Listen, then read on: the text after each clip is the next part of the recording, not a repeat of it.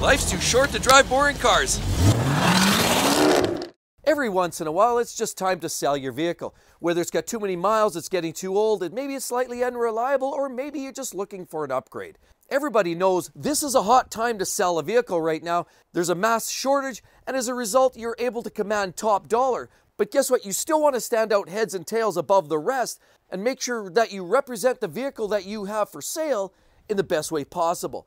In other words, there's some tips and tricks I'm going to share with you guys today. They're going to help maximize the dollars you pull in from your vehicle, whether you're selling it on the private market or trading it into the dealership. Because at the end of the day, we all work very, very hard for a dollar, so why leave any of it on the table? Let's get into it now. All right, so the first tip is to make sure that your vehicle's running properly. How do you do that? Well, the first thing is you want to make sure there's no check engine lights. If you have those magical lights, it has that little yellow symbol on the dash sometimes people forget about them. They get used to them. Sometimes a check engine light is cheap. Maybe it's a simple fix. Sometimes it's as simple as a gas cap not totally being secure.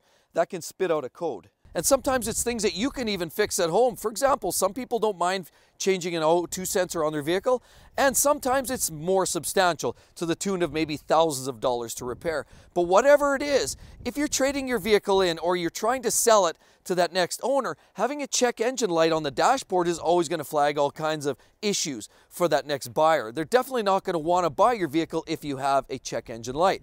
So what you need to do is get yourself one of these. And essentially we have a code reader. This is a cheap one. I paid $34 for this at a local hardware store. You can pay upwards of hundreds of dollars, if not thousands, or you can spend as little as this, and it'll give you the basics. Now, while this is not BMW specific, this will read most codes for most manufacturers. So you just need to get yourself one of these, and sometimes Google is your friend. You can also find out what some of the issues are, but I'll show you. This is very simple for the home do-it-yourselfer to do, and you just simply plug this into your OBD2 port in your vehicle, like this, for example.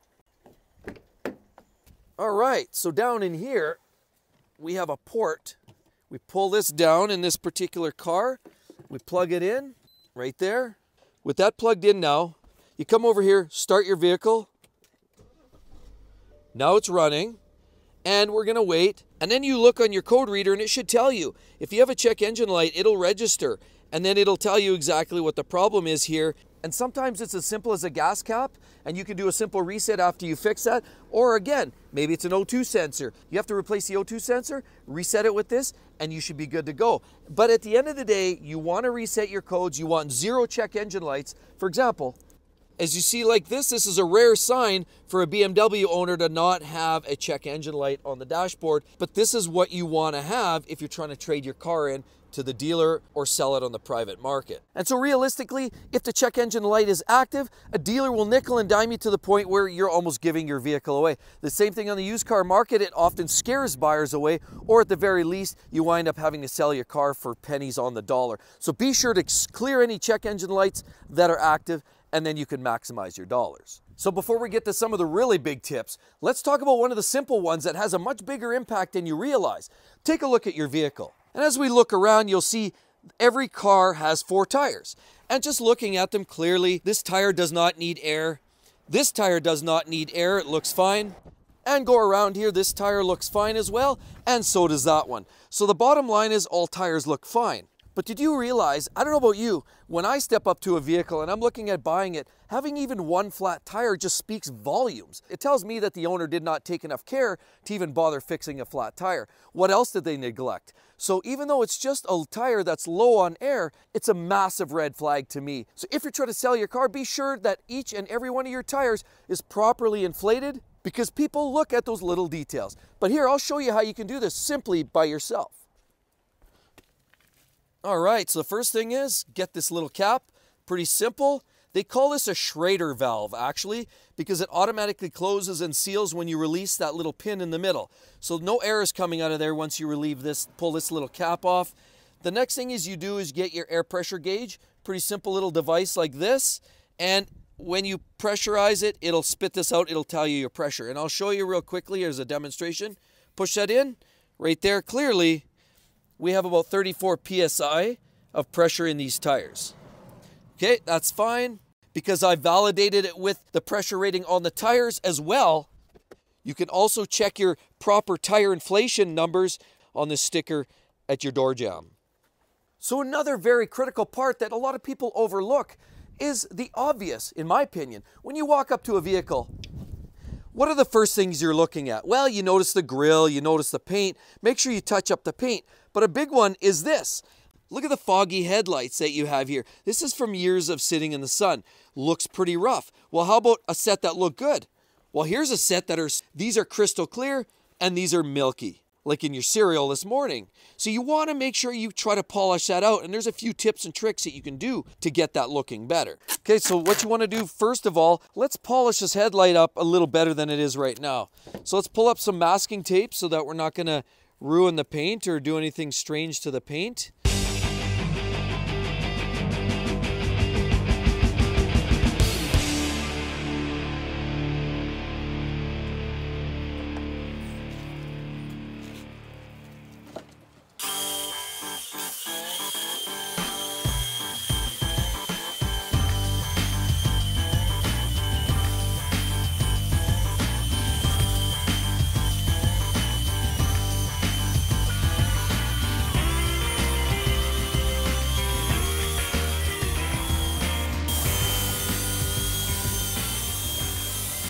All right, so about 20 minutes, a little elbow grease and some decent products, and the headlights look about 90% as good as new. Let's take a look. So there, of course, you still have a little bit of that light amount of fuzziness here, but that's okay. Generally, the headlights look way more clear than they ever did before, so definitely was worth the time and effort. Now you can actually see the projectors. Must have, as that's the first point that most people see when they walk up to the vehicle. Now the next point is, again, similar to the headlights. What's the first thing that people see when they walk up to the vehicle? It's the outside of the vehicle. The most important things that really shine are all the accents, the details. For example, you want clear glass. You want to make sure you clean your windows, all of them, front, inside, and outside. You also want to make sure all your plastics are covered with a nice plastic shiner and clean. And of course, your tires, you definitely want to make sure that you get a good shine on your tires. If you look gray and the tires look dull, that's going to hurt the overall appearance. So let's walk around. I'll show you a few things that I typically do to the vehicles on the exterior to make it look sharp. So the first thing is you want to use a good window cleaner like this. Let's start working our way around, hit all the windows. For example, we're going to give it a quick shot here. Clean the windows from the outside first, because a good window shine goes a long ways to the overall appearance of a vehicle. Then we want to make sure we do the inside of the vehicle too. Give it a quick couple shots, and we'll give that a bit of a wipe. Just like that. Okay, and I've got another great couple of products that help the exterior of the car. Basically a black tire shine, and I use a crappy old sponge because I just use it over and over again. But really what you want to do, so the rims themselves are done when you're washing the vehicle. So you definitely want to make sure that you take the time cleaning those holes. That's the detailing aspect. If you don't do the detailing, that's where you're lost. You got to make sure all the little detailings is where you're going to get your wins there. For now, we're going to assume that's done. And then basically you want to do your tires too. So I'm going to spray a little bit of this on the foam. Right like this, and then because the tires, you can see all the salt and the grime from the winter roads. Now we're just going to basically rub this along, and we want to make sure that the rubber all looks nice and shiny and black. As you can see, basically getting a nice look on this. This is going to get rid of some of the salt, the road salt that we've seen from the winter.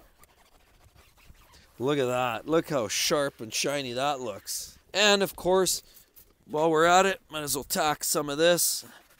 See? Get some of this while we're dealing with that. All the black stuff needs to look black again, right? So we'll just keep going around here until we get to the next wheel. And it looks swanky.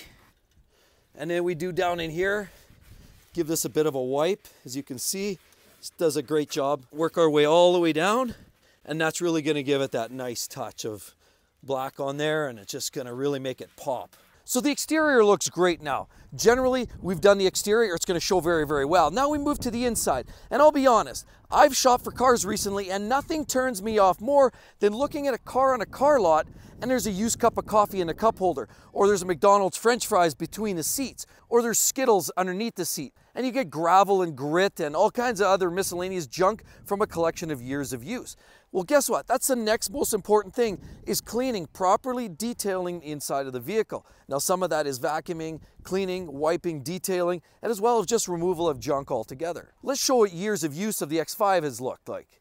Right here, of course, we've got junk. I mean, look at the dirt on the handles, and it absolutely looks horrifying, the dust and the grit. Look down there, you've got hairs, we've got cats, we had dogs, and now look at all that dirt and grime. It's just a mess. Of course, we got more hairs on there we have to get rid of there. And of course, as you look through the back, you want to get rid of all that miscellaneous junk. You don't need that for a sale. And then you go to the front and you'll see you get lots of other miscellaneous dust tucked away in all those nooks and crannies. It just looks like a mess. Look down here, how messy and grimy that looks. We got to clean that out. What a disaster. Look at all that junk that's sitting on the carpet. We got to clean that out. If you don't clean that out, it's going to be harder to sell the car. Like, you got mud and grime. All of that needs to go away. Of course, then we look here, we got slop in between all the little fittings and detail here. How about the cup holders? What a mess.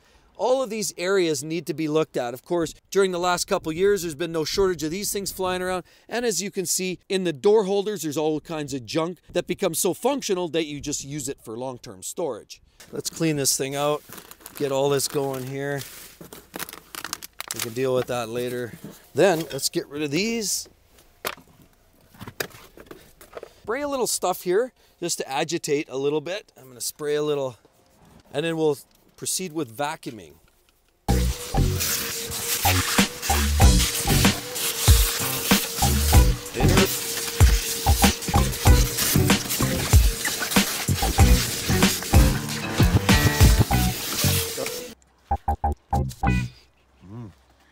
All right, let's give it a quick hammer there with this. We got to make sure we get the details. It's all in the details. You want to make sure that this looks great. You might need some specialty tools, but for the most part, most of this you can get with your microfiber towel like this.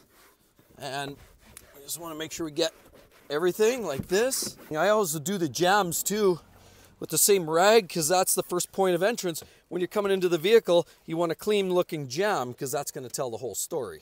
Let's take a quick look at some of the finished product on the inside. As you can see, everything looks pretty swanky there now. Of course, clearly the vents are clean. We've definitely done a much better job here along the console. This is clean and that's tidy.